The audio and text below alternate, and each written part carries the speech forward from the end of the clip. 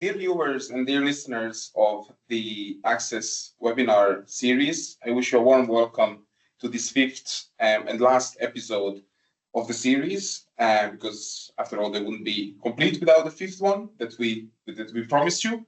It comes as a webinar that closes this series. During the series, you had at least the opportunity to attend webinars on four different topics, namely communication and reporting, environmental assessment, different methodologies, different tools, nature conservation and biodiversity, and finally, green procurement and green public procurement in some cases. This last webinar is very wide when it comes to its scope, when it comes to different topics, because they include a lot of different operations and processes that revolve and happen during events, such as mobility, food and beverage, waste management, and many other things. So the simple title that we came up with for this last webinar is Event Management and Sustainable Events in General. We have a very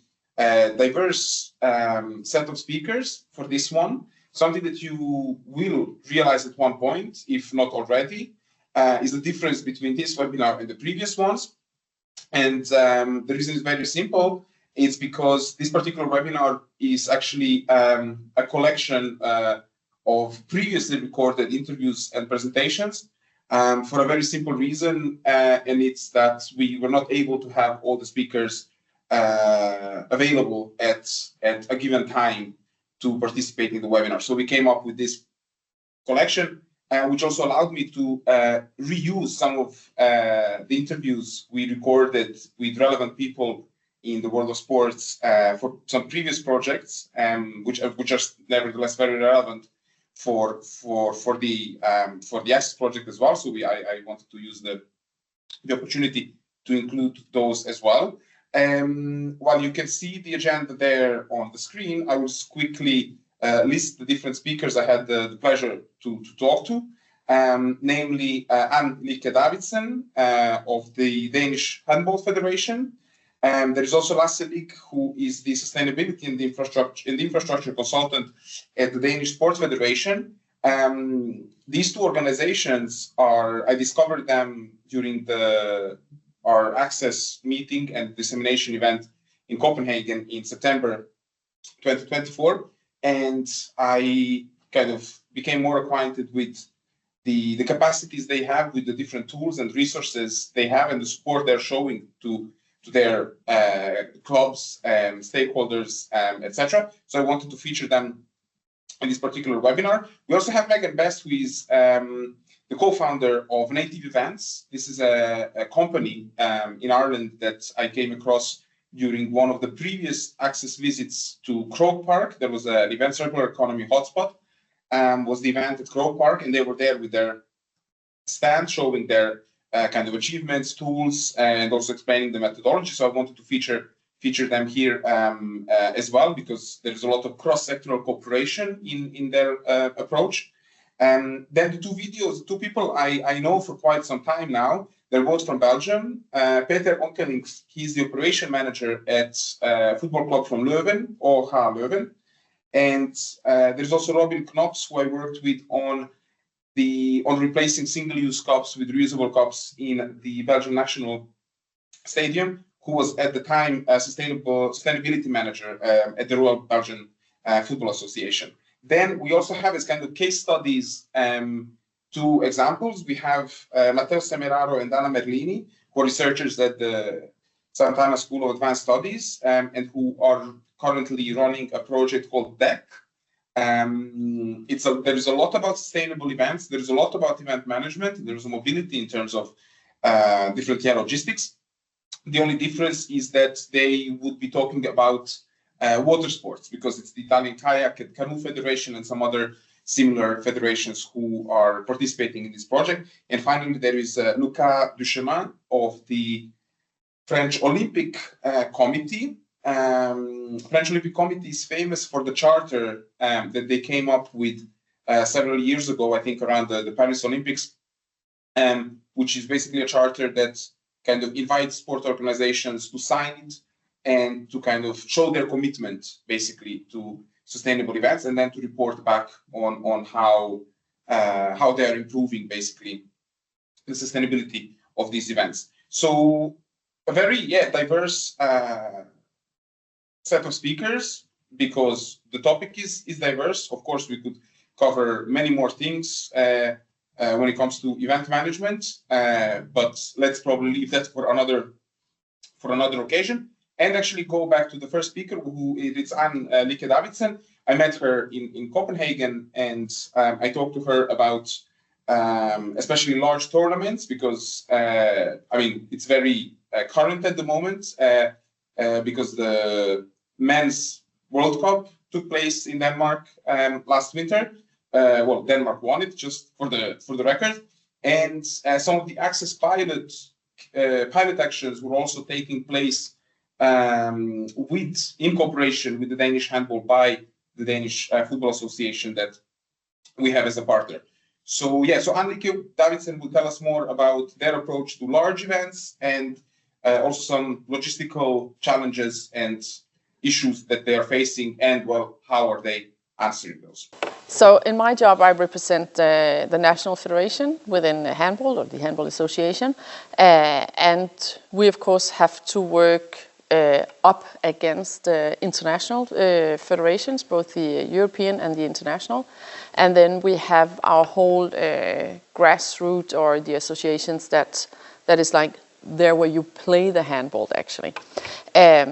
And to be between those two areas, I think we have a big responsibility in telling people why we have to work with sustainability, and also we are the one who can map all the barriers, because we can understand like the bottom, how do they actually work and thrive, how is their everyday business when it comes to handball, and then we are also being led by all the writings and all the manuals that we get from the international federations whenever we do like tournaments, or we have to go out and play playoffs in the world.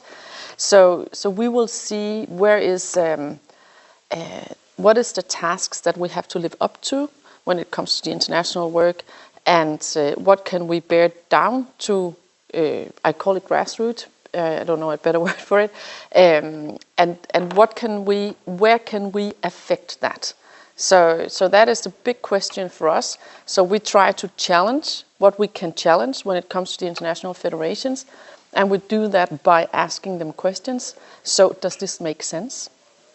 We have a thing with this third player's jersey that we have to bring to our World Cups and our European Championships. And it doesn't make any sense, because you have to play in either a light sweater or a light jersey or a colored jersey. So you don't need a third colored jersey. So we just start, because we know we cannot just say that we won't do it, because it's just part of the manual. We have to do it. So we ask them, why? Can it be optional? Can we do it another way?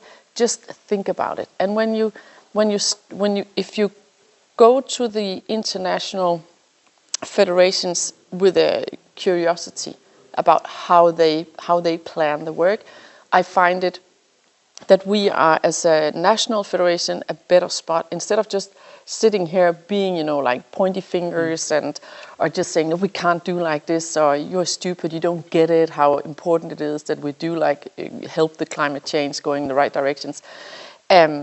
So I think to have this role, because we're in the middle, we see things that they don't see on the other sides, because we are the one handling it on an everyday basis. So I think our role is to be curious, ask the questions, listen, and then look at opportunities and kind of like nudge them into the right people. I mean, this is all about people, right? And something I need to also reflect on, you representing handball, and here as a part of the Access project we have large outdoor stadiums and venues. You were talking about waste management, mobility, behavior and all this. Could you perhaps reflect on the differences between those who attend indoor sports and outdoor sports? Because the differences are well, the system boundaries are different. Is the behavior different? Do they, pre-match, during the match, post-match? What's common? What's different? So the common parts is that the behavior of the fans is very similar. And also when we do big handball tournaments, we also have like a big fan zone where you can come, you can eat, you can drink, you can have fun, you can do different kind of things, and then you go in and you watch the game, and then you leave the area. And you do the same in the outdoor sports. And what we see, how they behave around waste and how they walk away from everything, that's the same. It doesn't really differ. They just like toss whatever they have. And we have also raised them in a way because we have a lot of volunteers. And throughout all the years, you leave the arena and then someone will come and pick up the garbage after you. So you don't need to do that. So how can we change that behavior? And in that sense, we have to accept that there is actually different, it differs in that part. So when you are an outdoor, the most arenas, they're bigger than the indoor arenas. So that makes security an issue. So outside, I've just been to a football field to do a little field trip in how they do their waste sorting. And they were not able to put up waste bins so that you easily have an access to get away with your waste. Because due to fire and due to getting people out very fast and very easily, you cannot put up all these big bins, and you have them in the waste sorting. It means that you have to have 6 bins standing there for different kinds of waste. They're not allowed to do that due to the fire departments. When you have the indoor arenas, it's another way, because you cannot, when people come outside, they go directly to their cars and they drive away. So you need to have it on the indoor. So they have designed the arenas in another way where you still can get people out, but we're not talking about 30, 40, 50,000 people on the indoor arenas. We only talk approximately around 10 and 15,000. It's an easier amount of people to get out. So therefore we can have waste bins much closer to where they actually have their waste.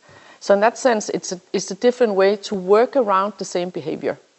So in that sense, we're very different. And now together with the DBU here in Denmark, handball and football, we're starting to work together how to understand the behavior of our fans, outside, inside. What also differs in our sports is that we play handball in the winter. It's inside, and that's also different. And you play the outside sports mainly during the summertime.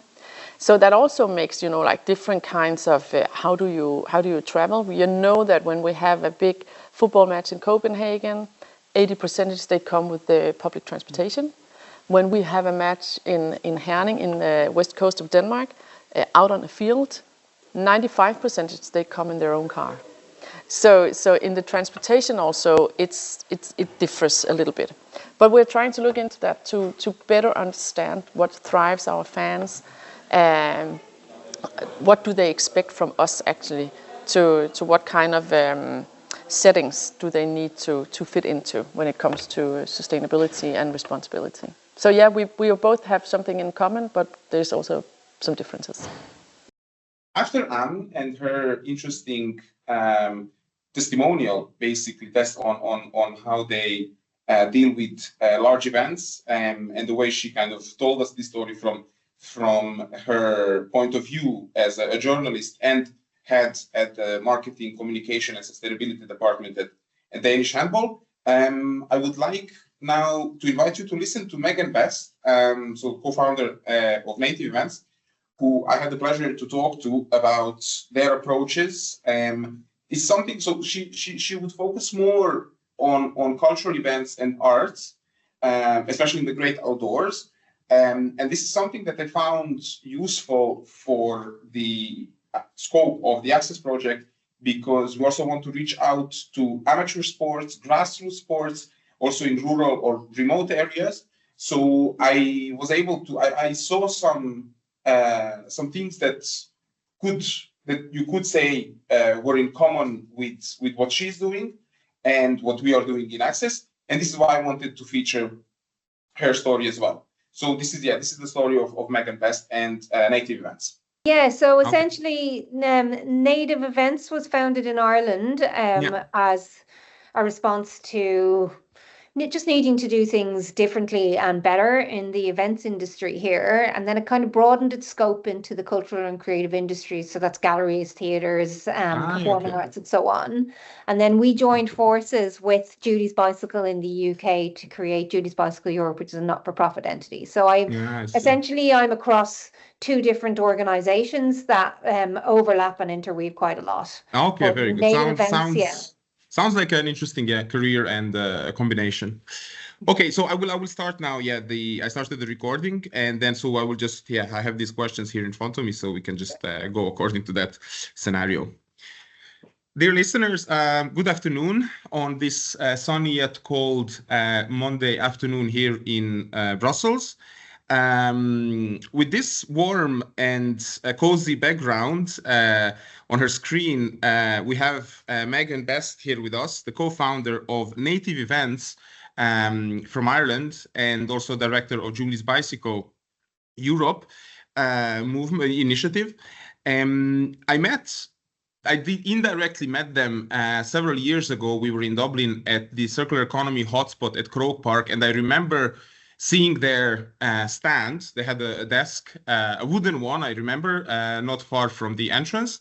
And unfortunately, I didn't have enough time back then to talk to them and discover more. But nevertheless, they showed up again as an interesting contributor to this webinar episode on sustainable events. So welcome, Megan. Thank you very much for your time and for being here. So I looked up a bit what Native Events are about, and I see that, founded in 2017, so some 7-8 odd years ago. So I was wondering, what were the key challenges and issues at that time that you wanted to address in terms of, event management, and what were the observations and findings that led you to actually start something like this? Thanks, Ernest, and thanks for having me. It's great to be here. So I mean, the reason that Native Events started was as a response to not a lot happening in the events industry here in Ireland in terms of environmental sustainability. My business partner and I had done quite a lot of work with one of the most pioneering festivals here on this island called the Body and Soul Festival, where we worked with a sustainability manager and we launched a sustainability strategy for that event in 2013.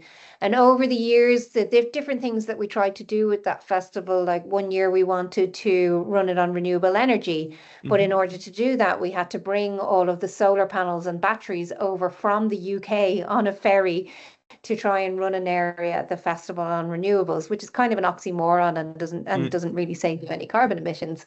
And there was lots of instances like that where we were trying to kickstart these initiatives and trying to do things differently with the festival and just running into the problem of not having the knowledge, expertise, infrastructure, equipment available on this island. And Michael and I did quite a lot of work in the UK and down in Australia and in the States and across Europe on sustainability for festivals and events, and could see that there was real progress happening in the EU and on the continent, but not really anything happening here in Ireland. So we got to the point where we were a bit fed up with this and decided to just start ourselves. And that's what happened in 2017. The first thing that we did was put an investment into some batteries and some solar because there wasn't any here. And it's really snowballed since then. And what's happened as well is we started off, as I say, trying to bring these new initiatives and ways of thinking, ways of doing into the events industry. And now we're working all across the cultural and creative industries. So everything from film production, TV production, working with the Arts Council, theatres, set builders, galleries, venues, and the whole full everybody who's in the creative industries in pushing that sustainability and circularity ethos and message, I guess. Okay, and so so we based on this, so fast forward 8 years, 2025, probably things changed, things improved. You got your solar panels and battery. So what are the challenges you are facing these days? Great question. Yeah, I mean, like things have changed a lot in that time. And one of the amazing things that's happened is the Ireland's Climate Action Plan that was amended and revisited and republished in 2021, which has mandated all of the government departments and the state and semi-state agencies to have their own climate action plans and their own roadmaps for decarbonisation. And we've been helping them out with that. We wrote the climate action, or co-wrote the climate action plan on behalf of the Arts Council, for example. And so like at that very national level, top government level, we've seen a lot of change and seen how that's been filtering out through to the sector. What we've started seeing is that individual organizations and production houses are really starting to embrace this. So the challenges nowadays are less about awareness raising. And it's less about the available knowledge. There are more people who have done their research in this space as well and who are looking at it. And really the barriers that we're running into now is kind of investment into early stage infrastructure. So I'll give you an example. There's a project that we're working on at the moment. It's called the Green Year Festival Initiative. It's with one of the county councils in the Midlands here. It's Laois County Council. And what they've decided to do is purchase some battery units and some waste infrastructure, so some bin toppers and some signage. And they hold that infrastructure and that equipment in the county council itself. The idea being that all of their community-led festivals and events, who are often run by volunteers who are quite overstretched, who are doing this out of a passion, and those items and infrastructure and the training manuals that we wrote to go with them are available to loan to those events and those communities, those community festivals. And it kind of gets rid of that barrier to entry that's there, because there is often a little bit of investment at the outset when you're trying to move from one set of practices, which was the old linear practice, which is just basically contingent on buying things for disposal because they're cheap and you can just get rid of them, into that space where we're buying things for reuse and we're going to have to store them. That initial investment piece is a barrier. So what's nice is that we started working with, as I say, with the likes of the county councils on surmounting that, on getting past that barrier to entry. Okay, yeah, and thank you very much for mentioning the policies and strategies at the beginning of your answer, because I was indeed wondering like how much can such policies, European or national, shape the way events are organized today. But now we already have the answer for this. What I'm wondering now is, being a researcher and a practitioner in sustainable events, and now you're mentioning kind of initial steps. I was wondering like, how early should an event organizer start thinking about sustainability in terms of planning? And this certainly can go out and imply waste management strategies, mobility, how to get to the venue and away from the venue, energy supply, as you said, water is there probably. So from you, do you have a rule of thumb for us? Really, before you start thinking about an event is when you should start thinking about the sustainability of the event and the circular principles.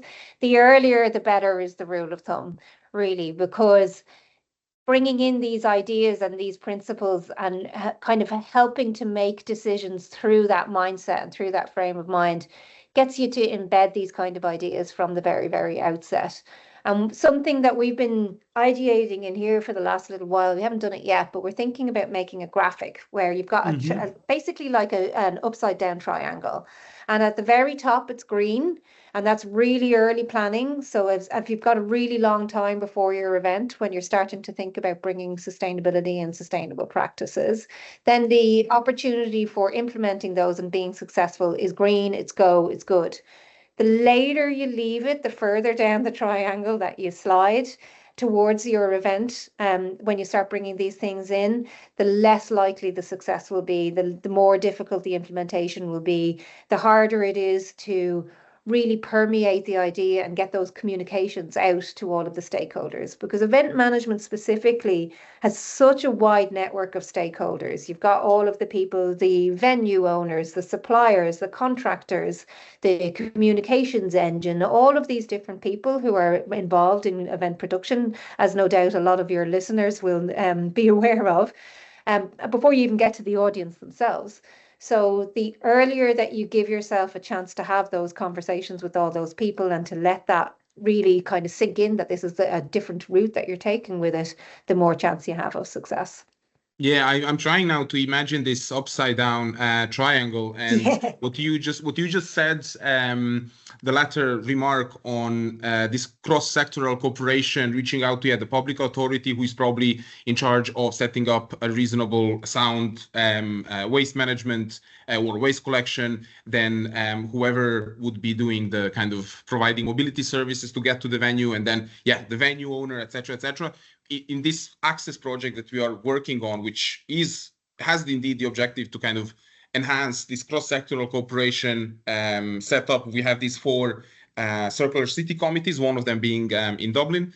And this is exactly what we want to kind of provide, some kind of guidance and the framework how these committees could exist and work throughout the year on a regular basis, because indeed there are some initiatives that require maybe not, I wouldn't put them on the top of this upside down triangle because they would bring the biggest impact, but they would require the longest time to actually happen, because we all know working with a wide range of stakeholders, and especially if public authorities come in or agencies, that can take time.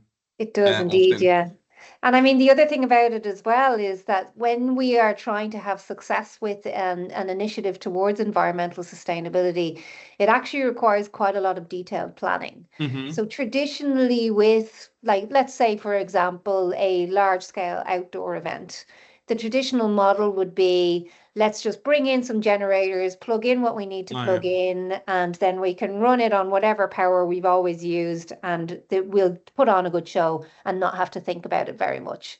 Over the last 5 years, my team and I have done quite a lot of monitoring of power usage at these big outdoor events, and we've seen that these generators are quite often running at far below their capacity, which means that they're burning fuel unnecessarily, they're emitting carbon emissions unnecessarily. And with a bit of detailed planning, with really understanding what power consumption is actually needed, that's when we can start to make those efficiency gains, optimize the use of the power that we're doing, and bring those carbon emissions down. But you can only do that with consideration and detailed planning, which takes time. Yeah. Now you mentioned energy. I mentioned, mobility and waste management a second before. And again, back to this triangle and prioritizing. I don't know if you did the research or if you read something or just from your observations when it comes to an event, what would you consider as the most environmentally impactful? Because there is food and beverage, there is waste, there is travel, there is energy, there is water. I don't know, could you think of one that kind of gives you more headache than the other? Yeah, well, they all give you a headache, don't they? Yeah, I mean, a commonly quoted fact, maybe, and although a commonly quoted understanding, let's say, is that a huge amount of carbon emissions really comes from fan travel, so audience travel to and from large-scale events, depending on where the event is being held, of course, and whether it has good links to public transport and so on. But it's well known at this point that travel and transport are huge contributors to an event's carbon footprint. However, I would err on the side of caution of looking at that and encourage event organisers to really consider the environmental impact of food and beverage choices, because the carbon emissions isn't the only environmental impact that we need to be thinking about, really. And there's a bit of a danger that happens in terms of that kind of carbon emissions tunnel that we tend to look at things through, because there has been so much in terms of climate and climate action, and that's where the narrative is. So starting to get into the nitty-gritty and looking at the details in terms of catering offerings, in terms of food and beverage offerings, not just through a carbon lens, but also through an ecological footprint lens, kind of widens out that conversation. It can get more difficult to get your hands on the data, but there's a lot to be discovered and researched, I'd say, in that space. So for me, if I was to be asked this on a personal/professional level, I would be encouraging people to really start looking at catering. Oh yeah. During the project and working with and being kind of up to date with the different developments in Dublin and Croke Park and GAA events, I came across this 50-mile menu that now Croke Park has as an offer, and this reminded me of the threat of kind of also sometimes greenwashing, because you could advertise your menu as a vegetarian or vegan or plant-based or anything like that, but if that pak choi comes from China or Singapore or somewhere, where then the mileage is still quite big, whether it's a piece of I don't know, a steak or a pak choi, and in terms of travel. So also local supply is sometimes something that people could or should look at. I was very happy you mentioned supporters, because something I asked I think nearly every speaker during this webinar is like, so you have experience with arts, with culture. You mentioned sports supporters, like, how do you see, and after all, this Access project is about sport. I don't know yet to what extent you have experience with sport, but when you compare for sport events with cultural events, what would be the similarities and differences? Like how much does an average profile, so including behavior, habits, attitudes, etc., of an attendant of a cultural event or a sport event or a business event, after all, could shape or impact the environmental performance of the events?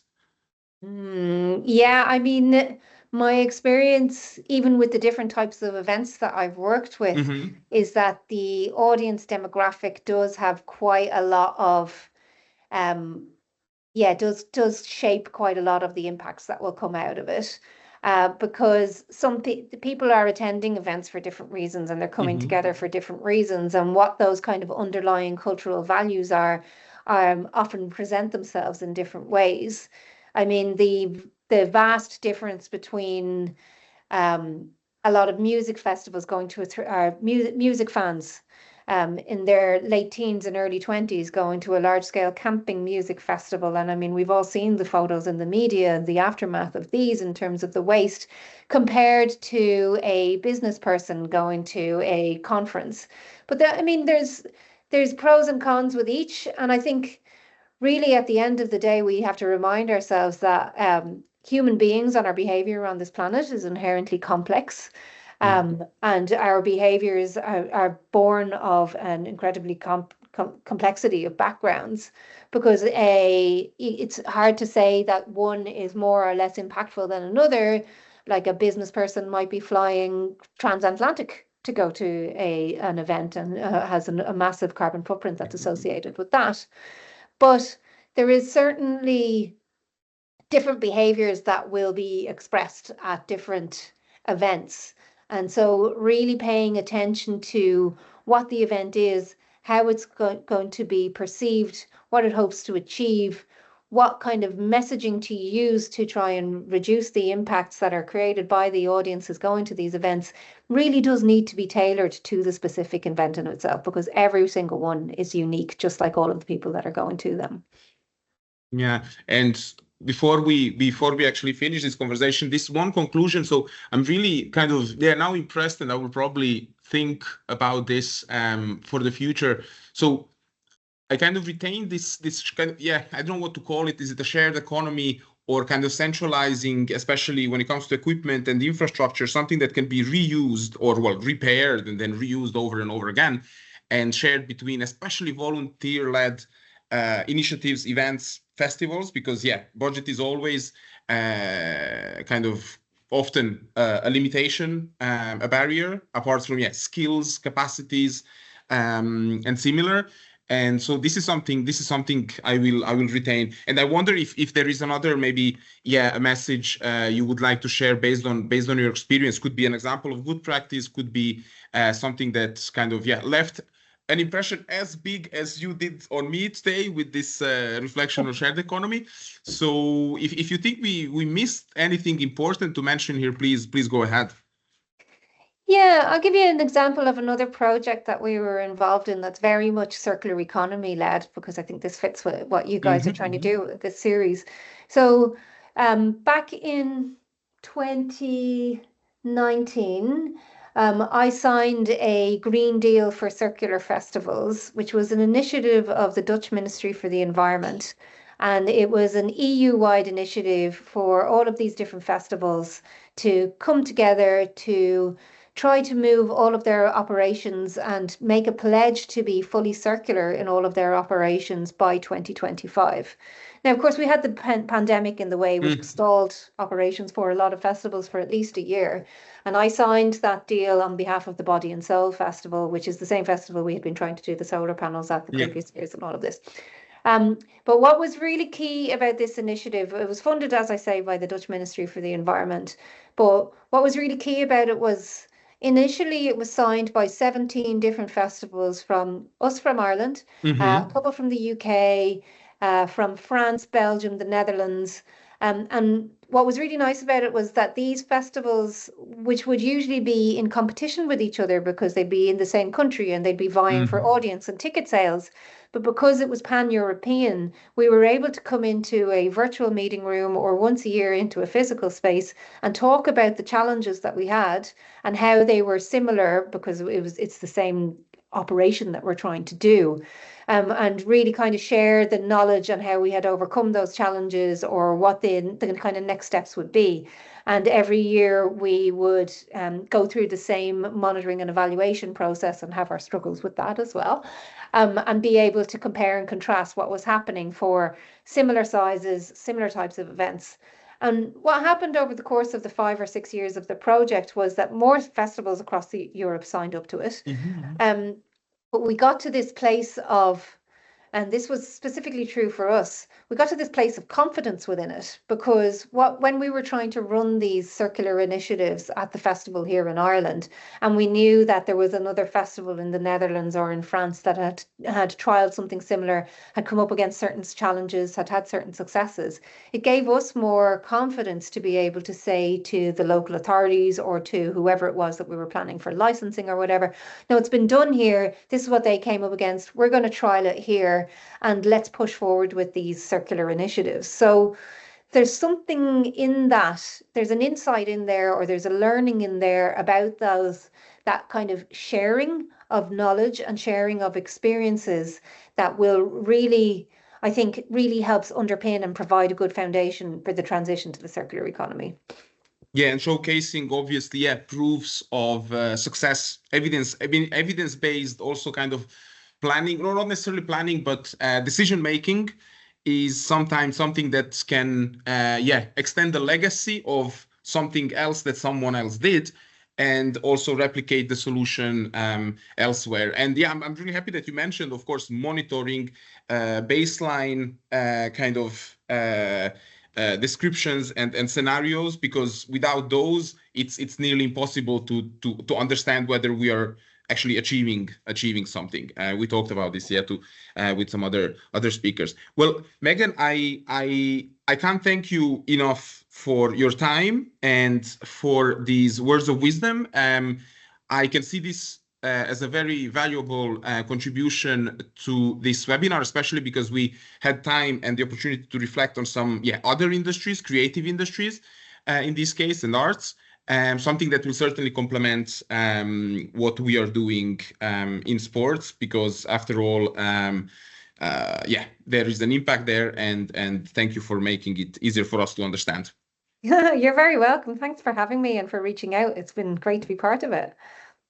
And yeah, next time I'm around you're based in Dublin, right? We are in Dublin, yeah. Very good. Next time I'm there, I'll make sure we catch up, and who knows, maybe we start an initiative together. Yeah, sure, absolutely. Let us know. Yeah, for sure. Thank you, Megan.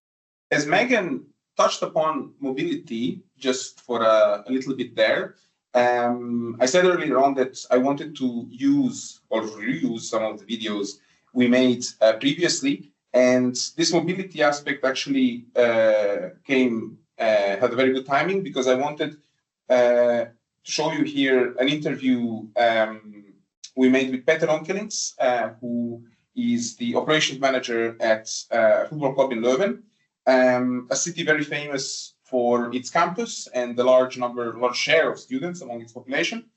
And their stadium, which is in a very urban setting, attracts 10,000+ of supporters. The Belgian women's national team plays its matches there as well. So one could imagine, quite a chaotic neighborhood. But having attended some matches there at the stadium, I can assure you that it's not the case, because they did take some preparatory steps in terms of mobility. So please listen to Peter and how did they do that. We had a challenge in 2019. We would play like the final of the 1B final, and normally we play for like 3,000 to 4,000 people.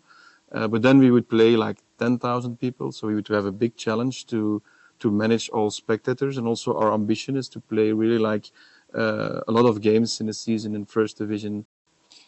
So in 2019, we are playing like for 3,000 people, and we were facing like the final of 1B.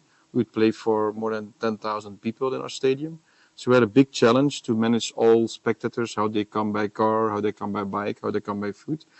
And so we made a survey to look at the shivers, how do they come to the stadium, and 1 on 4 came by bike. Which is really a lot, so more or less 850 to 1,000 bikes each game we had in that time. So we looked at the shivers, and we saw that we faced like more than 1,200 cars. Those are the other people came by car, by 2 or by 3 persons each car. So when we would grow to 10,000 people, we were facing like problems, which could be like having traffic jams. And we looked at opportunities. We talked to our neighbors. We talked to Delhaize, which is nearby. We talked to KU Leuven. We talked to the city, and they have all like parking lots nearby the stadium. Also IMEC and Philipside, more or less like 15 minutes from the stadium. And we made like a good mobility plan to facing the 2,500 cars we would need for more than 10,000 people. And we made the puzzle, we made a solution, and we found like the parking lots to fit in that system of 10,000 people. Actually, it was a good exercise, because we managed already some games later on. We did not play the 1B final like it used to be, but we could play. Due to Corona, we could play other games for more than 9,000 people, and we could already test the new mobility plan. Which is very key is to communicate it very well to our friends. So we made like movies, we made like every game some storytelling, so we can motivate the people to come by car and to use the different options for parkings, the free parkings in the neighborhood for 15 minutes walk. And actually, we wanted to grow the 1 on 4 coming by bike or by feet. And now we're really busy on game days. We enlarged our bicycle parking, and we could manage more than 1,500 bikes each game. So we're managing really, the 1 on 4 coming by bike or by feet, and it's really busy on a game day for having or to place your bicycle, because everybody knows we are a stadium nearby the city, and it's very easy to access our stadium by bike, but also by car. But we really want to motivate people coming by bike to our stadium. If we could change something, I would suggest that if you want to also reorganize your mobility plan, is really a good communication to all your neighbors, and to really make some deals to improve and to use and to share parkings. Because what we do is we share our parking lots, and it's a good way to share, because on our busy moments they don't use their parkings. So it's a really good opportunity to not build any extra parking lots, but to use the parking spaces we are using. And what very key is to communicate to your fans, to tell them all the solution by bike, by bus, by train, by car, and also to provide some free parking spaces, because it's really important these days that they do not block parking spots for neighbors. It's really important that our neighbors are also happy and that they could leave their house or they could come in their house, that there are no cars blocking their entrances. So we're really happy to use our new mobility plan, and we're looking forward to play a lot of games for 10,000 people without any traffic jams and happy fans in our stadium. We also have an agreement with the National Football Association to host the games for the national women team, the Red Flames, also the Red Devils under 23 sometimes. It helped us to host like a big game. We had more than 8,800 games in the last game of the Red Flames. And we just could enroll the whole package of our mobility plan, and it helped us very well. Another Danish story now comes from Lasse Lyck, who works at the Danish Sports Federation. The Danish Sports Federation hosted the Access Dissemination event back in September. They also ran a workshop with the participants, and it was very inspiring and eye-opening, especially when it comes to the approach and the support and the guidance they are giving to their member federations and organizations. And one of them is a handbook that they came up with, not one, but two actually. One for sports organizations in general, and one focusing very much on events with a lot of tips and guidance and also examples of good practice. So I wanted to talk to them about the development of those guidelines, the expected kind of achievements and results, and also the way forward to see what are the things that they identified in the meantime that were missing and what could be done next. The interview was done with Lasse Lyck, who is the sustainability and infrastructure consultant at the Danish Sports Federation. Dear listeners, dear viewers, I wish you a very good morning on this sunny yet cold Brussels Monday morning. I have another speaker today who is with us, who works at the Danish Sports Federation, Lasse Lyck. I haven't met him in person, although I was at the Danish Sports Federation in September with the Access project when the DBU, the Danish Football Association, hosted us there for their local dissemination event. And I did meet some other people from the Danish Sports Federation, and I really wanted to follow up on those meetings and things that were presented. And I came across an interesting publication that was published last year that I found very suitable for the topic of this webinar, which is event management in general. We all know that this came after the previous 4 webinars on 4 different topics, and now to conclude this webinar series, we will talk about event management. Lasse, good morning. How does this Monday morning look for you? It looks all right. It looks all right. Yeah. Very good.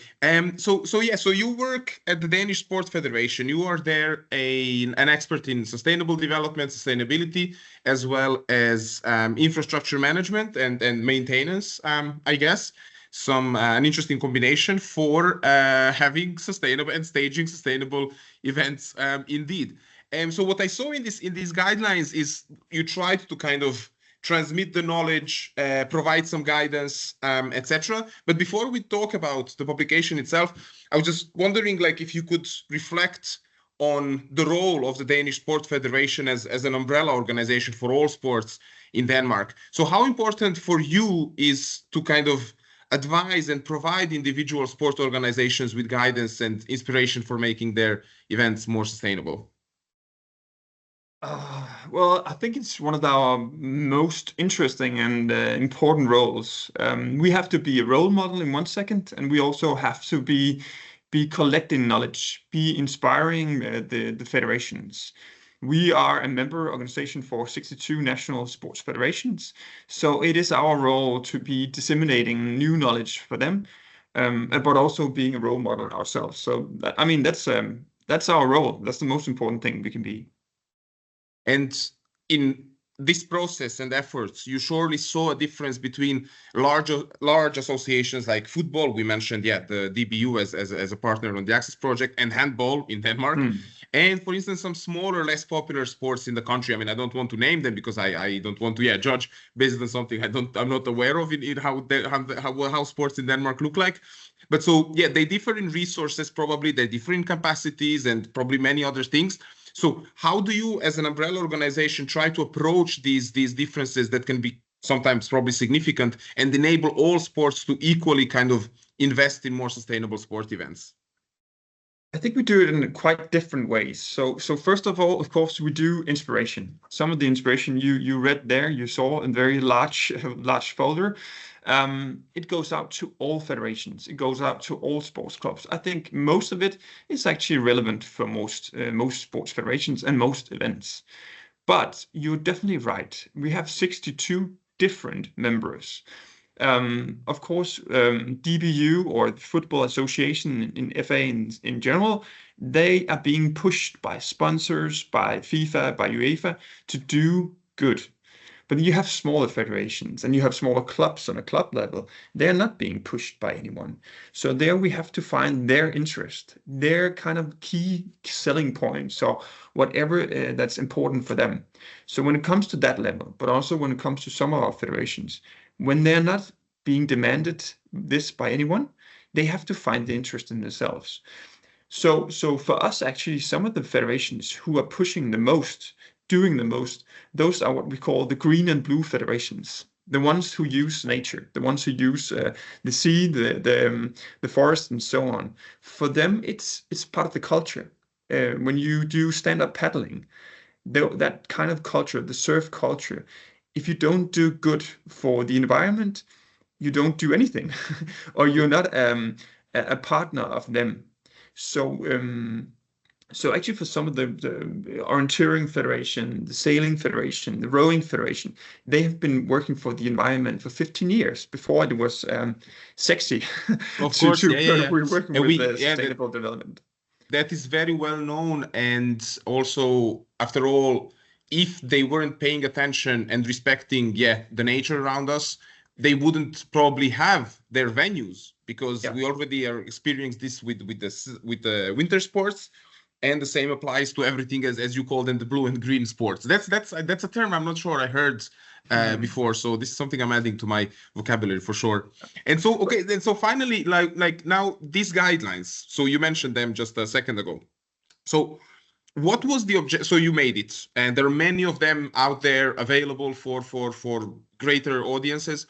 But so what was the objective of your publication, and what did the development look like? So how, like, I saw there different chapters and different focuses. So how did you identify the chapters? There was energy supply. I remember venue decoration, even very interesting. Transport, and of course event catering. So how did it look like? Who started? What was the research behind? Yeah. Just to answer your first question, I mean, inspiration doesn't do anything. If we just inspire and do folders, nothing will happen. So this is just kind of a part of it, what we can do. But we often heard that, what should we do? What can we do? So we kind of try to split it up, because if you're event manager and you don't know much about sustainable development, you would be like, what could we do? Okay, maybe not the plastic cups. And then it stops there. Kind of. Yeah. So we kind of had to open the whole thing up, make them, the event managers, give them capabilities of kind of looking at all the different stages at an event, but also looking at the different possibilities they have, because I think some of them don't even see some of the possibilities they have, especially if they kind of interact with partners or the municipality, the city, whoever they do this event together with.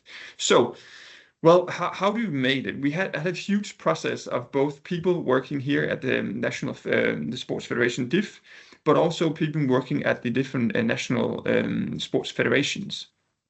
And then we had interviews with the different experts, and we also looked at other similar guidelines. I mean, there are tons of these guidelines, also international guidelines, and they have guidelines for just a normal event. If you would do like a concert or something, and then we had to kind of make it our own, make it as sports. So that's why we chose some of them. And if you look at some of the areas, I mean, you have venue dressing and you have transportation. Those are two very different things. I think most of events, they would love to do more about venue dressing because it's visible, you see it, and you know how to reuse it in some ways. And then transportation is more like, how do you do carpooling, and how do you kind of contact the local bus company and make them have bus route go there or whatever. That's so difficult. But on the other hand, those two are so different. If we look at the carbon footprint reports, venue dressing is actually a very, very small part of the footprint. Transportation, food, but also the stadiums, whatever you use, facilities, those will be the major parts of the actual carbon footprint. So that's why we did the theme. So both kind of highlighting what can you actually do, but also again returning to where is the interest, where do you have kind of a unique selling point. If you do world championships in rowing or in cheering, you're in the woods, maybe you should actually concentrate a bit more about biodiversity or plastic in nature and so on. That would make sense for the audiences and also for the participants. That's very, thank you very much for mentioning this, because I did come across that particular chapter and I found it very, I literally had to kind of make sure that I asked this question. So this chapter called Denmark's Selling Points. So I found it very interesting, and you already kind of mentioned it a little bit what it is about.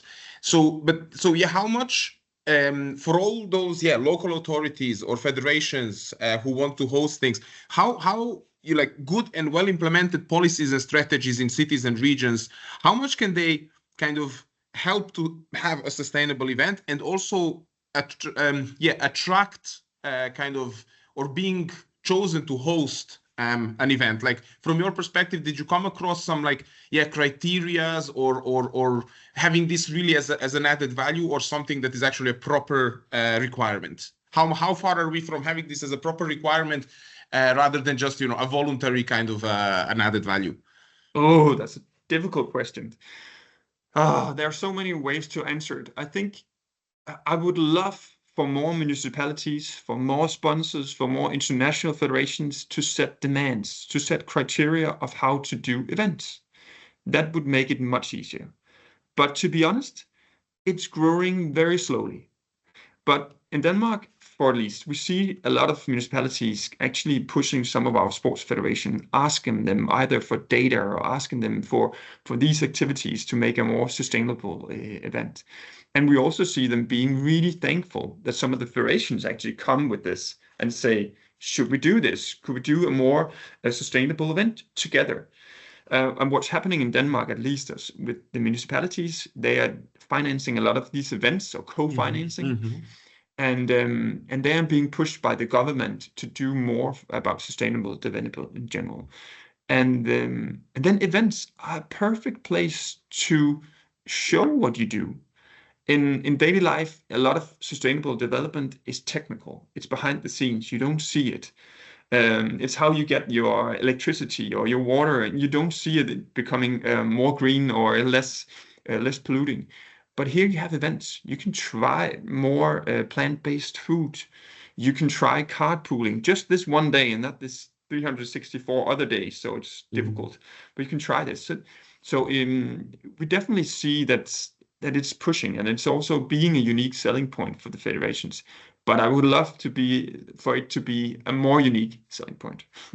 And speaking of this, I think now when you mentioned, because the cities pushing, the federations pushing, there are also probably some federations or clubs that are a bit behind because of the capacities and so on. And I think earlier on you mentioned that you actually came up with a kind of solution, like as far as much as you could do, that there is another kind of set of guidelines for staging an event. Yeah. So actually kind of returning to your first question. So how is it to be us? A big umbrella organization. We are quite far away from the clubs. We have 62 national federations. They have clubs and they have members. So we are quite far. So we can try to be a role model. So we have different events in Denmark, national federations. We have a mass participation run together with the royal family each year. 100,000 participants run at the same time in 5 different cities. So that's one of the big major events we have every year. And in those events, we try to be a role model. And in that work, we were told that this long guideline is like almost 60 pages long. It's too much. It's too thorough. Oh, yeah, okay. So we have to return to kind of set criteria for ourselves. So together with this Sport Event Denmark, they're called. So they're co-financing big major sports events in Denmark, international sports events. We actually set criteria under the headlines E, S, and G. I'll just try and so it means that Sport Event Denmark is a public authority or an agency or a foundation. Yes. Okay. So it's public money. Yeah. Okay. Yes. So it's public money. So they kind of co-finance. So together with them, we set criteria. We set criteria that we have to go by as our organization, our big events. But then the Sport Event Denmark are actually setting these criteria for all our national federations who are applying for money. So in that sense, we are both trying to lead the way as being a role model as far as we can, but also actually making new criteria because we have to break it all down. If it's too long, if there are too many things, we just kind of divide. We kind of select what we want to do, and we don't communicate it very, very good. So therefore, we made these different criteria, and these are criteria.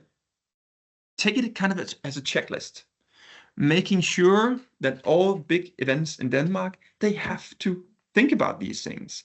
So we kind of just took away a lot of the extra words, and then in a long process, together with the sports federations, together with the municipalities, we chose these different areas. So it's about, you can say you use renewable energy sources here under the E, use recyclable materials and so on. So each of the events, they have to go through this, and that goes for the social part as well.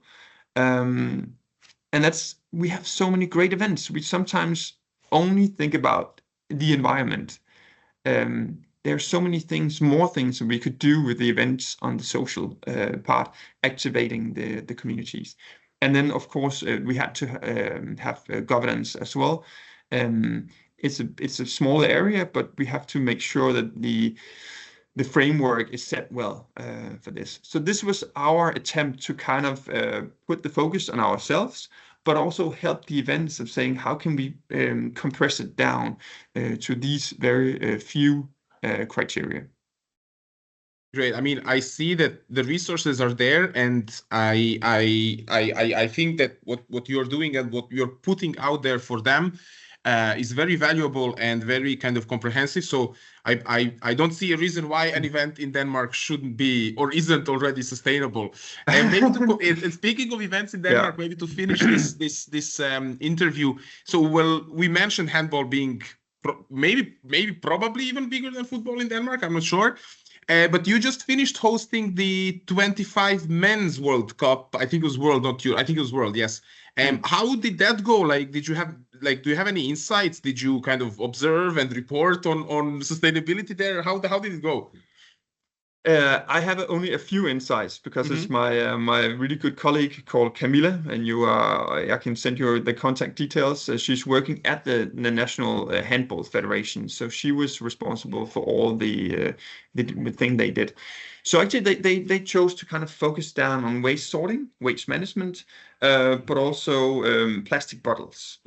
That's what's one of their areas, and they tried to do really good. And I think they've done very well. They've succeeded. They didn't have, this was a major arena. They've never had waste sorting there before. It's like, okay. But now it's a standard. So after they actually had the World Cup, it's standard. And that's really interesting. I mean, it's a very small part of the carbon footprint. I totally agree. But it's an area where they had their focus, and they could kind of activate the audiences. I think that's really interesting as well. They don't only do technical things behind the curtains. They actually kind of tried to have the fans engage and have the help of them. So they also activated them. Yeah. And hopefully they brought something home with them, the knowledge of waste sorting as well. Yeah. Well, one thing you brought home from there was the title, I remember. So congratulations on that. But what you just said about waste management, indeed, as someone who works here at ACR Plus, it's an association of cities and regions for sustainable resource management. So a lot of initiatives, projects with our members from all over Europe are revolving around circular economy, waste management, prevention, etc. And also from this kind of sports perspective, but also culture, tourism. Waste management, although maybe not necessarily being the biggest contributor, is something that everyone can see. Everyone can see kind of a sound, reasonable, respectful kind of waste management. It's clean. And it's indeed kind of can drive kind of behavior change, because you can see that things can look differently. And also in terms of legacy, it's very important because, if a pilot test or something you do for the first time actually bears fruits, well, then, you look at each other as like, why shouldn't we keep this way? So I think it's, waste management indeed. Maybe not the biggest contributor, because behind those bins, of course, there's a whole infrastructure of separation, recycling, sending it, burning, etc. So, but what people see is something that can leave. Can leave an impact. Well, Lasse, I would like to thank you very much for your time this morning and for this very inspiring and interesting dynamic interview. I will certainly share with our viewers and listeners those guidelines we talked about, both of them. And all I can tell you is keep up the good work. Thank you so much. It was a pleasure. So this was a story from Denmark, and how the support of an umbrella organization could give some results in practice, and how sharing knowledge is actually important when it comes to sustainable events and in general environmental management in sports. Robin Cnops would be next. This is another video we recorded with him some time ago. Because the way they approach the issue of single-use plastics in sport events was very interesting. It's kind of contained also desk research, contained some comparative analysis, and a lot of testing.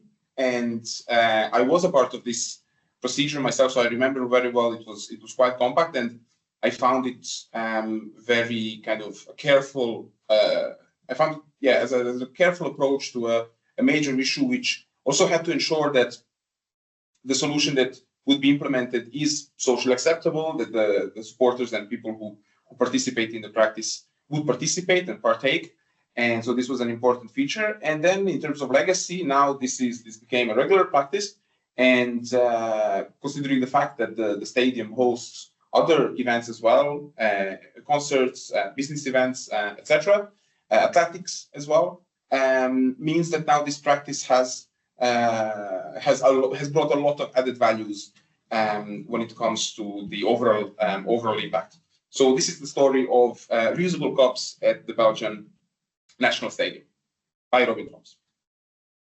And I would love to talk to you about today how we implemented the reusable cups during the games of our Belgian Red Devils, our national team, football team. And the main reason behind this is of course, we noticed when we measured our waste that there was a high amount of non-recyclable plastic cups in this waste. And that's the main driver why we went to look for this. Of course, there are some other reasons. A study by ACR Plus Tackle Project showed that there's also a demand from supporters for the organization to be more environmentally conscious. Also from our side, we want to be a more environmental conscious federation. But on the other hand, there was also the demand of the city of Brussels, so where the stadium is located, but also they are the owners of the stadium. So there was a top-down demand as well. And next to that, we also have future regulations. If you look at Belgian football, you will see that in the regulations for next year, all professional clubs should have reusable cups. So that means that we also have to follow it, of course, as a national federation. Now, how did we did not from one day to the other just implement reusable cups. So this was a whole process behind it, a process we predefined with the city of Brussels, and it was a few steps. So I think the first step was a gathering information phase, where we looked at things like hygiene, about washing the cups, but also about stocking the cups, branding the cups. Basically, we researched everything we had to know about the reusable cups to have the most information as possible to then follow up to the next phase. A next phase that was the benchmarking phase. A little bit more of information gathering, but more into deep. So we talked with other organizations to see how they implemented the reusable cups and what their advice was. So I think that's a very important step. So we talked to two German organizations. Well, organizations, the first one was Football Club Wolfsburg, who have been working for the reusable cup for quite a long time and who are very much branded as a very environmentally friendly club. And the other organization was DUH. So it's more of an environmental organization across Germany who helped the Bundesliga implement the reusable cups across all the football clubs. So we talked with them, pretty much experts in their field, also related to football. And we talked about things like more into deep, like how to handle the deposit, how to handle the branding, how to communicate to supporters. So a bit more into deep compared to the first phase we did. Then in a third phase, we went about to doing a bit of market research, consulting all the organizations that are there that sell reusable cups or that can implement reusable cups within our framework or our structure. So we looked at all the companies that could provide it, to compare them, to ask some offers and to verify. And then the last phase, of course, was the implementation phase. So how did we go from gathering information to finding a supplier and to then going to the real implementation of the reusable cup? For us, luckily, in the fourth phase, when we were about to implement it, or when we were even before so, when we were looking for suppliers, we also had a message from one of our catering firms who, during the games of the Red Devils, is always present there, that they also really wanted to hop on this story. So that's a bit of a fortunate event for us in this process, which meant that we could speed up the implementation and that we also could skip finding a supplier ourselves, because the catering organization already found a supplier for them. From Sant'Anna School of Advanced Studies, who is a partner on the Access project, we also talked to Matteo Semeraro and Anna Merlini, who are working on a project titled DEX with the Italian Canoe and Kayak Federation and other federations from across Europe. A lot of focus is put on events they need to organize in natural environments. And of course, it has a lot of things in common with the sports we are covering in Access, large arenas and stadiums. And so this was also an opportunity to compare these two types of events, and also to see some of the tools that Sant'Anna and other project partners developed for this particular also Erasmus Plus project. So next up are Matteo Semeraro and Anna Merlini. Well, I wish you all a very warm welcome on this Friday morning. We have another interview for you that we recorded for this particular episode on sustainable events. We have talked about different aspects of events already, how to organize them, what to pay attention to, how to kind of address also the different target groups. Now we have a case study, which is a project for itself, an initiative, has a very specific target. We're talking about rowing, kayaking, canoeing, etc. So water sports mainly. And this morning with us, we have Matteo Semeraro and Anna Merlini, who are working at the Sant'Anna School of Advanced Studies on a project called DEC, which stands for Developing Environmental and Circular Knowledge. They have very interesting sport organizations as partners, mainly from the world of canoeing, kayaking, rowing, etc., and therefore interesting pilot cases and pilot events as well.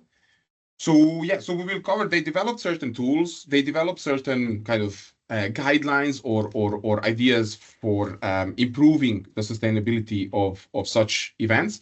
So without further ado, I guess Anna, you would now introduce us the project and the basic objectives, and let's see what the project is about. Yes, thank you very much to invite us in this interview.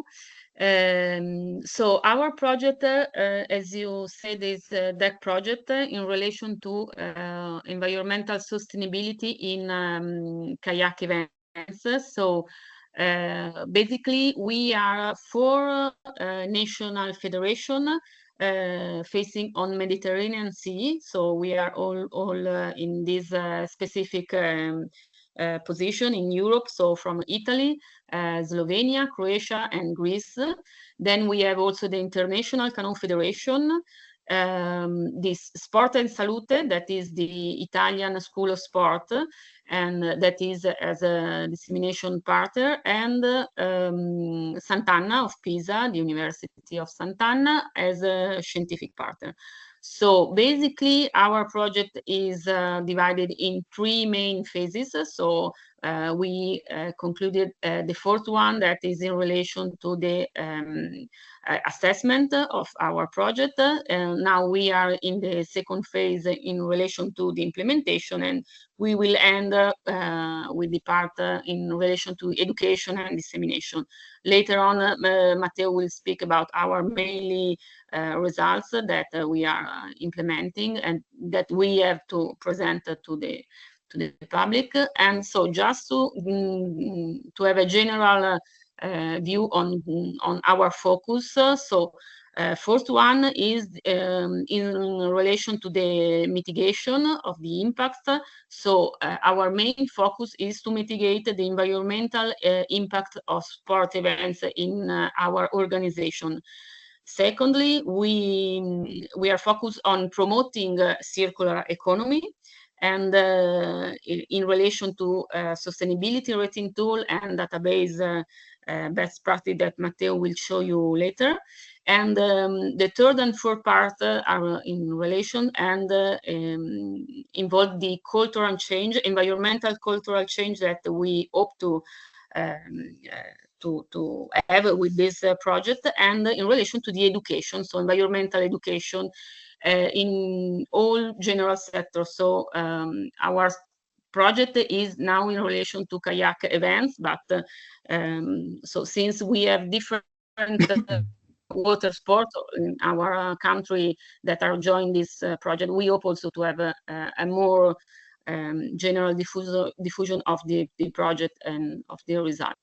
A specific focus, for sure, our sustainability rating tool that is focused to measure the environmental sustainability of the kayak event is the most important. And in relation to the sustainability rating tool, we have also the database, the good practice database that we already developed and that we are implementing in this moment. Now we are in the middle of the project. We had our mid-term conference just a few weeks ago, and we are moving 4 steps in our educational and dissemination part in relation to our 3rd part that I mentioned before. And so this is the general structure of the project, and so we hope to use our results also not only in our kayak events but also, of course, in other sports. And so this is the actual situation. Okay, thank you very much. And just to perhaps remind or tell our people who are watching this webinar, it's yet another European Union co-funded project. Yes, exactly. And but before we hear from it, because I can't wait to hear more about the tool and all the potentials it has. So you said that it's a very niche, very specific kind of focus on kayaking events and kayak as a sport, which is certainly popular in several countries. Some of them you mentioned yourself, but I'm just wondering, the Access project that we are now finishing, there are 8 months left. So we are focusing on those, let's say, sports which are very kind of famous and popular, mainly state sports like football, like rugby, Gaelic sports, and similar.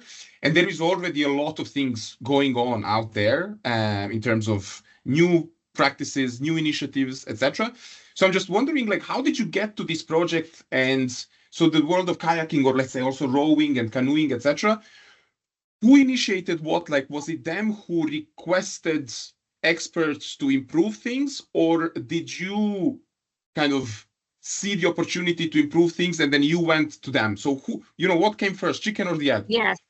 Yeah, so this project is strictly related to my personal path of study, but I had the opportunity to catch this possibility because when I was studying, when I was dealing with these topics, it was 4 years ago, and so the environmental topics was not so so famous. So we were in a sort of beginning part of this huge thematic area of study. So the Italian Federation was, it is also now, of course, very environmental oriented. So since we live and our sport needs water, the Italian Federation did a lot of environmental action in this direction. So a lot of projects that where the problem was that all these projects were spots and they don't have a sort of connection among these actions. So the possibility that I had, it was to connect all these actions, all these projects, and to propose a sort of study of this environmental sustainability in my federation. So our actual president, Luciano Bonfiglio, understood the importance of this project, and so we had the possibility to collaborate with the Sant'Anna University, involve also Sport and Salute, and so it is a project that was born from a real need of the federation, and I had the opportunity to be a sort of connection between this need and the kayak world. So, and speaking of the kayaking world, so how do you see the role, or what's the current state of art when it comes to, let's say, the international or the European Kayaking Federation? Are there already some tools developed or some initiatives, or is it more kind of bottom up? Yeah, so something is starting to we are starting to have some interesting action and project, but we are at the base. So we are really at the beginning of a long path. So the International Canoe Federation is joined also our project, and so the International Canoe Federation is using and is integrating this tool and this result in their action plan and sustainability action plan. So yes, but we have a lot of to do. So yes, in Europe for sure. We are starting now. Okay, yes. Great. Well, we heard a lot about tools, and I'm sure that some of them that you produced already will be interesting for others. So speaking of the tools, I think it's Matteo's now. Matteo's turn to actually tell us what these tools are about. How do you use them? What do they cover? And finally, also, what do they say? What are your observations? Okay. What are the outcomes? Yeah, just to answer your questions, I have a very short presentation I can show you. So let me just... Yeah, please go ahead. Sure. Oh, tell me if you see it. Not yet. Yes, we see it now. Okay, so I'm going to talk about the LCA results, the best practice database, and the sustainability rating tool. First of all, I will be very fast.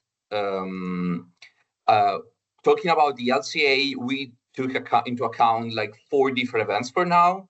And these are the 4 events from 4 of our partners, which is Slovenia, Italy, Croatia, and Greece. And we found out that these are the results. And taking into account the first one, which is the climate change, the carbon footprint, we wanted to see how it was divided into different dimensions, environmental dimensions. So we divided the carbon footprint, the main contributors of climate change, of the carbon footprint, in different environmental dimensions. And we find out that mobility, accommodation, and equipment and clothing has a very huge part of the cake for the climate change contributors. And then based on these and based on desk research, on-site environmental visits, and interviews, we created a best practice collection. So we made a database with, if I remember well, is 52 environmental best practices divided between operational best practices and governance best practices, in order to introduce some good environmental actions into this world, to the sport world. And this is just an example of the database of best practices. So 25 operational, 27 governance, and we divided between a lot of environmental dimensions, which mix together most of the times. And here we have only some of them. So we have a name of the environmental operational practices, the event phase, because the event is divided between a lot of different phases, like the organization, the conclusion of the event, and whatever. And we have the environmental benefits, and then the evaluation criteria, because we try to give a final rating value to different environmental practices, because not all of them has the same weight on the organization, on the impact on the event.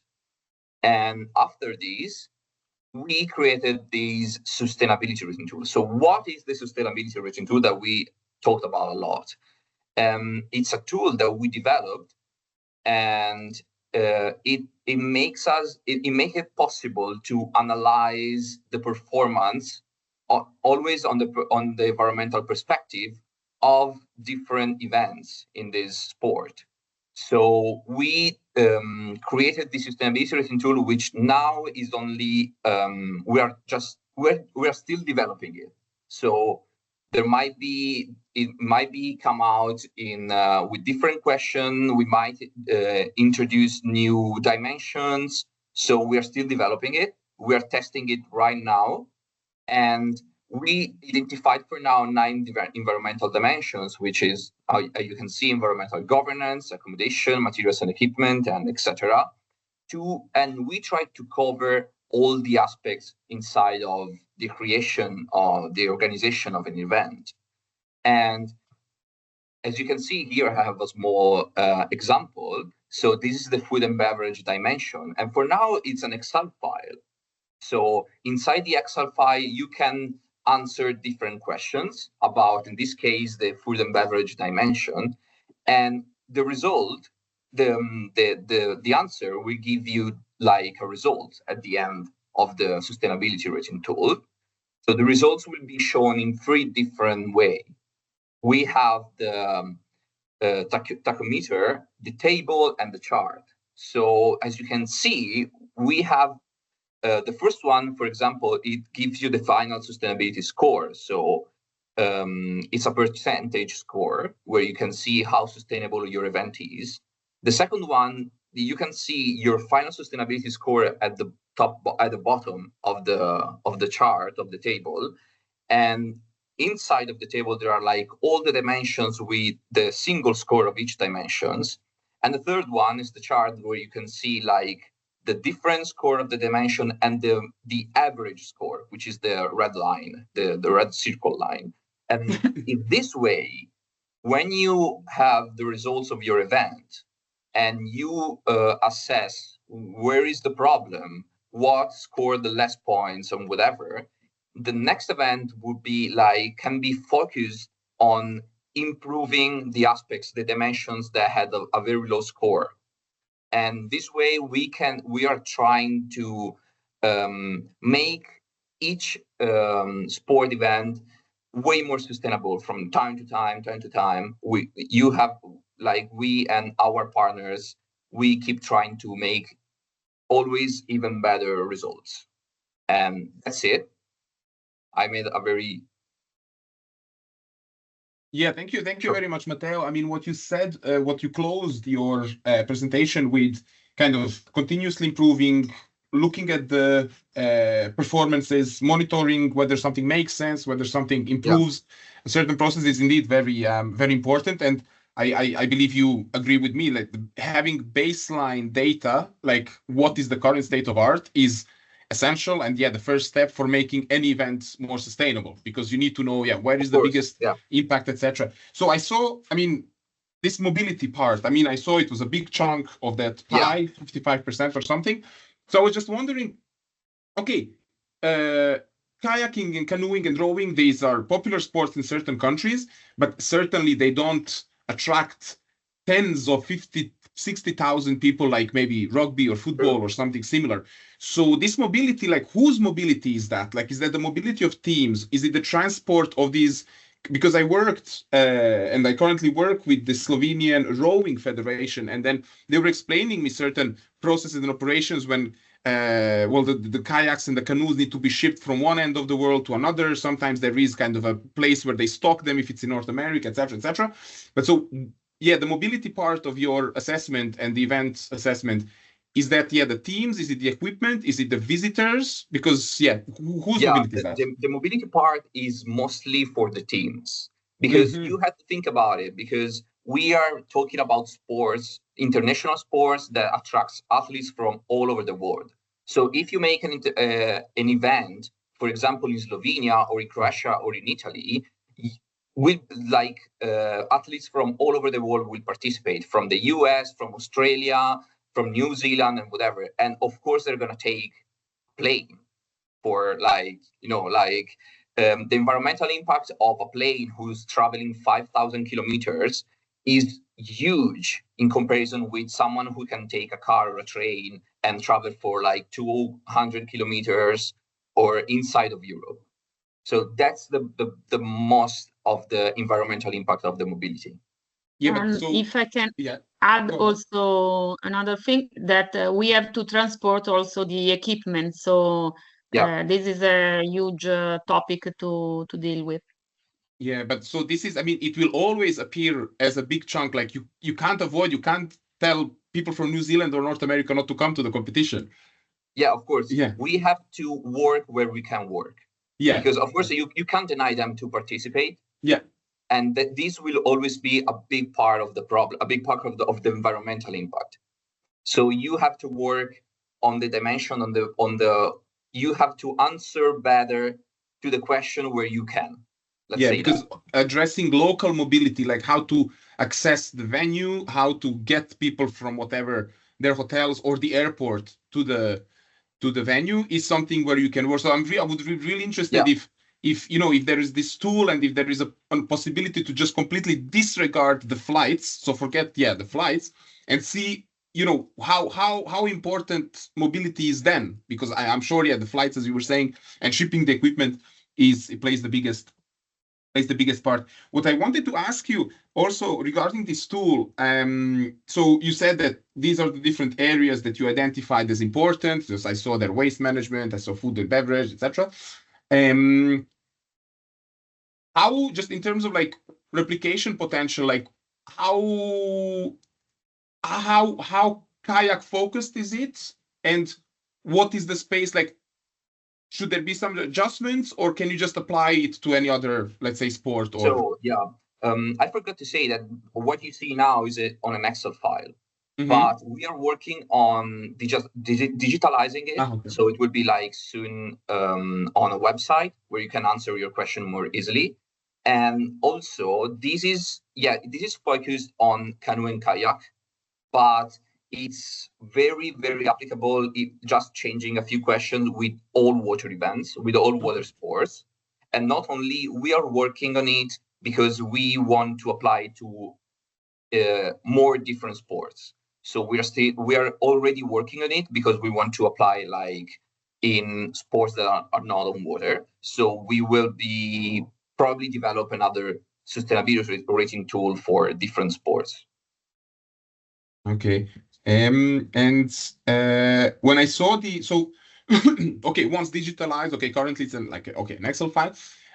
Would then, like, digitalizing it, would you turn it into something that could be called a self-assessment tool? Like, how easy is, because I saw, there are different focus areas: food, beverage, waste, I don't know, maybe accommodation, maybe governance, etc.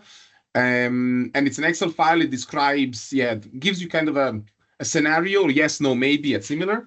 How easy it is for an individual club or an event organizer who is not a part of the project to use it? Is there a need for someone to do an interview with them, or can this be considered as a self-assessment tool?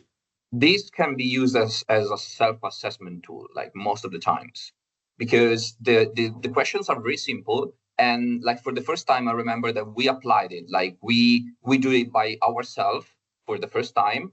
And we went on an event here in Italy, and we just asked questions. And we realized that day that everyone could do it by themselves. Okay. Just reading and answering the questions is very easy. So it's something that you can do for your own event and see how sustainable you are. And maybe a question for Anna, something that I was every now and then this comes up as a topic: improving environmental performances, making things more eco-friendly. Matteo was mentioning cars and trains, etc. But sometimes this comes up, and I'm really curious what one of you or both of you think about this whole improving environmental management versus performance and competitiveness of the sport. Because, like, for instance, the car and train, in certain sports, the athletes don't have enough time to travel 2 or 3 days by train.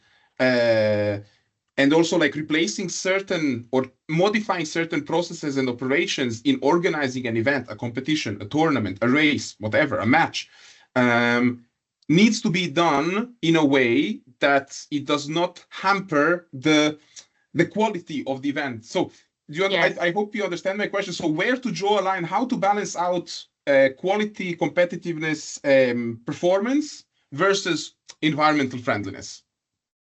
Yes, I think that we have to think also, as I told before, to a real cultural change. And we have to think about it also in the governance processes of our federation and of our clubs. So, of course, this is the first sustainability rating tool, the first steps in this sort of environmental world that we hope to improve in sport, in kayak sport events. And so I noticed that it is important to explain and to let also the athletes, the team leader, they have to know, and they have to have the possibility to choose between different solutions. So it is possible to ask to team and athletes to modify their habits, and so it is very difficult because so the focus is the medal and the sport results, of course, and we have to understand that the priority is in this way. But if we can find a real way to explain and to enjoy with the athletes and the team leader, also coach, and so they are very important to spread this message. So This is the main idea that we have and that we are trying to develop in the national federation. And then, yes, I think that this is very important in order to achieve our results. And of course, it's a big deal to join between quality and environmental sustainability. And there is also an economic task that we have to consider. So I think that it is also very important to explain that environmental sustainability is not always more expensive than other solutions. So, but we have to explain and we have to convince and to test and try again. So this is important. This reminds me, what you just said reminds me very much of something that I heard from in Copenhagen 2 weeks ago. We had an event, the Access Multiplier event with the Football Association of Denmark. And we had a guest speaker from the Danish Handball Federation, and she was saying exactly the same thing. We need to be aware of, yes, the economic benefits of the sport, the income, especially sports that are, well, less followed or have less visitors, therefore, less merchandising, less people, less tickets, etc. But yes, identifying potentials, low-hanging fruit, something that is redundant. We were talking about, the fourth shirt or the fifth shirt in handball or in football, etc. Like, why is there a need for a fifth or the fourth or a fifth when there are already 3 of them of different colors? And so challenging, and you mentioned as well, challenging certain governance principles and kind of telling the international or the European or the national federation kind of, hey, we realize that this might not make sense anymore because it creates waste, or it requires resources, or it requires energy, etc. Is something that could drive a certain change, yet being careful about the other important aspects of events. That's something that your last answer reminded me of. I don't know, Matteo, if you have anything to add to this talk today. Actually, not. Okay, well, in that case, I would like to thank you for your time and for your commitment to this webinar series. Before we finish, all these, the tool, the good practices, the LCA, can be found on your website, I imagine. Yeah. It can be found on our website. I think the sustainability rating tool, not yet. Not yet. Not yet, exactly. But the database, yes, is already the online. database is available. Yeah. Yeah. Okay. And well, the website is deck, as in a deck for getting it's into a boat. Deck project. Deckproject.eu. Yeah, very good. Well, thank you very much, guys, for your time this you. morning. I wish you all the best with the project, and who knows, maybe I'll see you at one of the conferences or workshops on this topic, because things are happening and it's good to be a part of that. Thank you very much. Thank you. Goodbye. Bye. So this was Matteo and Anna from the Sant'Anna School of Advanced Studies. Our last speaker for this last webinar of the webinar series we were doing over the last several months is Duchemin, who works at the French Olympic Committee. My colleague Rodrigo talked to him recently about the charter they have as a way for sports organizations to show their commitment and to report back to the Olympic Committee and to kind of address the progress and the achievements they made. And I really wanted to understand, how does this charter work? How many organizations are signed it, and how many of them participate? And simply to see what are the achievements, what are the results, because what we already know is that it's quite well recognized in Europe among different practitioners and experts. So I wanted to use this webinar as an opportunity for all of you to hear more about that. So next up would be Lykke Davidsen. I'm Lykke Davidsen. I work at the Ministry of Sports in France. And, I'm in charge of the ecological transition of sport. A few years ago, organizers of the major French sporting events, such as Amaury Sport Organization or the French Tennis Organization, wanted to gather to commit to a sustainable development approach. This desire is now reflected in their commitment alongside the ministry to develop a normative framework and help sports to commit to an eco-responsible approach. In 2017, the Charter of 15 Commitments was created, a first version that has enabled more than 350 international, national, but also local events to evolve towards a sustainable approach. Then in 2021, a desire to relate the Charter with new issues or new knowledge led to its revision. Some goals have been redefined with more ambition, others have been merged and even added, such as the goals for inclusion, sponsor management, or even digital. We also introduced the obligation to evaluate the achievement of the objectives of the Charter, or rather the process to achieve them, an evaluation by the organizer himself. At the beginning of 2022, the second version of the Charter was published. Since that date, the signing of this version of the organizer's Charter has been mandatory for major international sporting events, supported financially by the French government.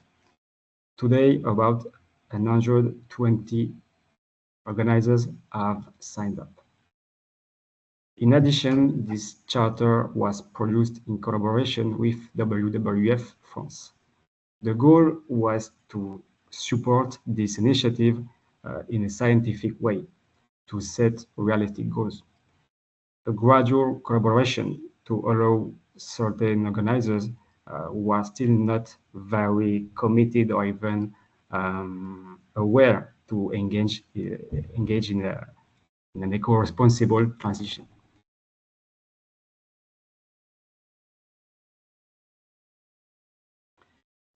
The thing is, sport is a cross-cutting sector, since the emission items fall under other sectors related to events such as food, buildings, energy, etc. We think it's important not to build a disconnected tool, but rather a tool that is a common framework, which are the 17 Sustainable Development Goals of the United Nations.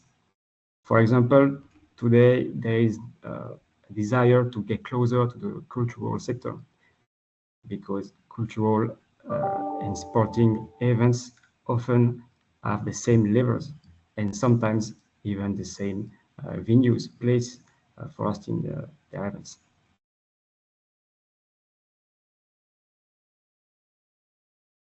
In 2018, the organizer's charter was applied to the managers of the venue hosting the events. It was made because several commitments are the responsibility of the venue operators. For example, waste management, the issue of water and energy resources. The organizers does not manage everything, but it must work in accordance with the venue operator in order to be in line with the objectives of the charter. For example, if the organizer sorts the waste, but then the site manager mixes it, the process loses its interest. So the 15 commitments not only involve organizers, but also the venue operators. However, this version of the charter is today considered obsolete, since it has not been updated in line with the changes made in 2021 to this charter.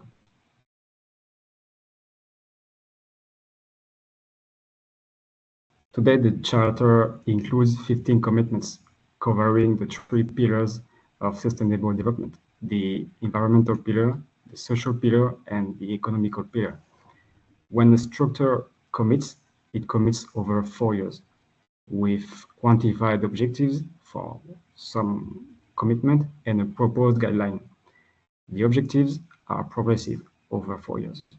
And when an organizer signs, he already has a defined perimeter of events, one or more events, one-off or a recurring event. He commits to the 15 commitments. He does not choose the commitment on which he wishes to be involved, but to the 15. He commits to 4 years, and he is mainly evaluated to the means implemented to achieve the objectives of the charter, less to the actual results. So he has to produce a report, an evaluation report, after the event, if it's a one-off event, or after 2 years and then 4 years, if it's a recurring event.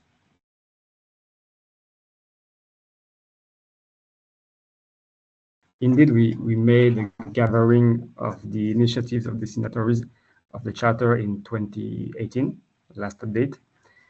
We also organize a meeting twice a year with the signatories to, among other things, share good practices. We also highlight a good practice from a signatory organizer in our monthly sports newsletter. But in terms of tool and support, for now, we only offer a guideline to support the evaluation of the charter. But we also remain available to them by email or a phone call for any question relating to the achievement of the objectives, and regardless of their feedback. Mm-hmm.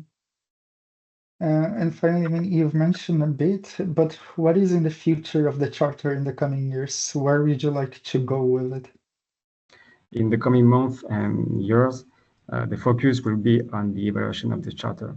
We want to help organizers with online evaluation tool that simplify data collection, calculation, and that would produce automatically an evaluation report, also facilitating its use by the ministry.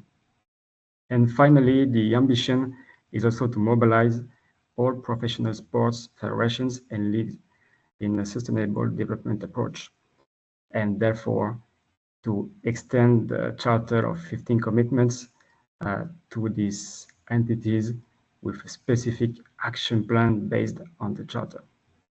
After having heard all these interviews previously recorded and then presentations, this brings us to the end of this last fifth webinar episode of the bigger webinar series that we did as a part of the Access project. We sincerely hope that you found the choice of speakers, the different tools, the different opinions, etc. interesting, inspiring, and something that you could eventually follow up on and replicate them in your local, regional, or national context. All the previous webinars are also uploaded on our website. And now that this webinar series is over, it allows us to now focus on the next milestone event for the project. It will be the final conference, which will take place here in Brussels on the 14th of May, with all the partners participating, sharing their stories and testimonials, and also a lot of other speakers from the world of circular economy, sports, and from the perspective of local regional authorities, from the perspective of event organizers, and yeah, we expect a diverse audience, and we'll try to ensure diverse speakers. So at the moment, all I can say is to mark your calendars the 14th of May and follow the website for more information and for registrations. Thank you very much for listening to this last webinar, and I'll talk to you soon, and we will stay in touch. Thank you.